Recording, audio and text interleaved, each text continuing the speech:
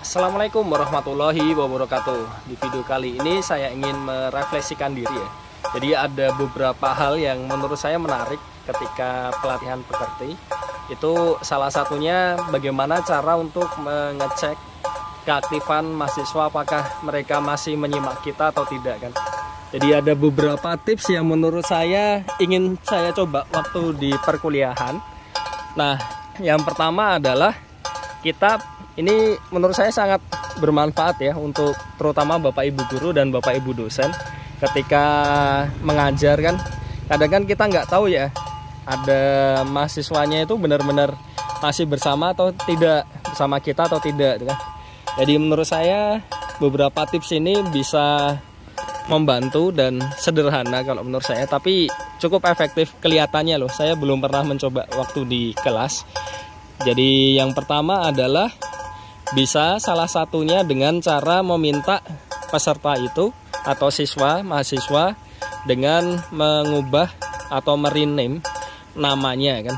Jadi kalau seperti di Zoom kan bisa kita rename ya nama yang dimunculkan di kita itu kan. Jadi misalkan diminta untuk ditambahkan angkatannya misal. Nah, kalau misalkan ada mahasiswa yang tidak respon, misal setelah 5 menit di kita atau 2 menit lah, tidak perlu 5 menit ya, terlalu lama ya.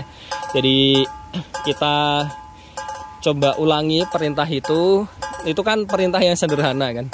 Jadi pasti inilah mereka tahulah cara melakukannya itu kan, diminta di rename, ditambahkan apa sesuatu.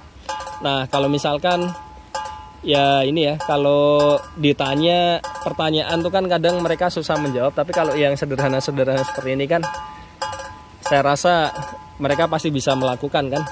Nah, kalau misalkan ada yang tidak mengubah, nah itu ada indikasi ya mereka tidak bersama kita kan. Jadi nanti tinggal dilihat saja seberapa banyak yang ada di situ yang tidak ini kan, tidak bersama dengan kita.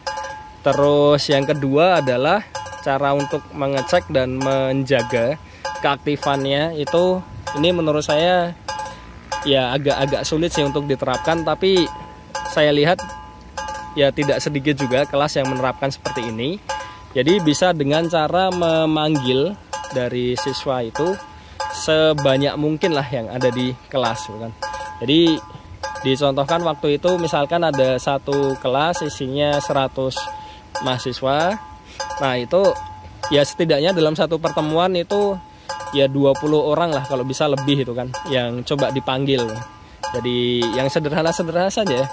Jadi kan nanti dan diusahakan ini ya semuanya misalkan dalam 4 pertemuan atau 5 pertemuan itu semuanya bisa sempat terpanggil meskipun hanya 1 kali atau mungkin ya beberapa ada yang 2 kali kan.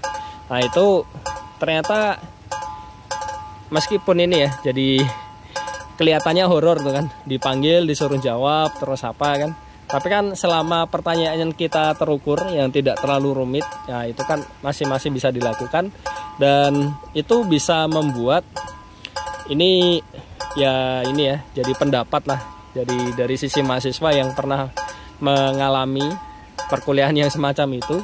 Jadi mereka pun juga takut untuk tidak benar-benar menyimak kan. Meskipun ya sebenarnya yang ditanyakan itu sederhana, tapi kan kadang-kadang kan kita hilang fokus ya. Nah, dengan seperti itu ternyata bisa juga kan untuk membuat fokusnya itu kembali lagi, jadi tidak meremehkan lah, dalam artian tetap berusaha untuk mengikuti. Nah, itu beberapa tips, ada 2 tadi yang ya saya belum mencoba sih, dan sepertinya kalau secara logis akan cukup efektif karena saya lihat di beberapa kelas ada yang mencoba seperti itu dan ternyata pengaruhnya lumayan besar. Jadi itu mungkin beberapa ini ya, semoga bermanfaat khususnya untuk Bapak Ibu guru dan Bapak Ibu dosen. Jadi ya ini sekalian refleksi diri sendiri juga ya, bagaimana untuk mengoptimalkan perkuliahan online yang ada. Oke, jadi mungkin sekian saja untuk video kali ini. Terima kasih sudah menyimak. Sampai jumpa. Wassalamualaikum warahmatullahi wabarakatuh.